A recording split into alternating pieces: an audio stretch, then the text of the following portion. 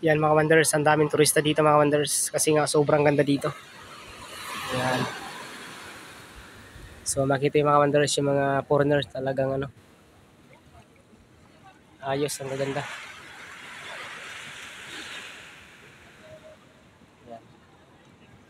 So mga wonders, sa amin ng mga tour guide, normal na lang yan yung mga nakita namin mga kapante na yan.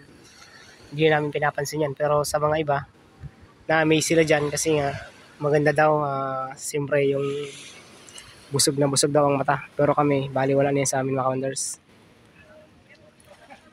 Yan. Kapag itong trabaho mo, kahit saan ka tumingin mga wonders, meron talaga yan. Yan mga wonders. So kung nagustuhan nyo itong video, mag-share lang tsaka mag-subscribe sa channel natin mga wonders. Hanggang dito na lang, maraming salamat.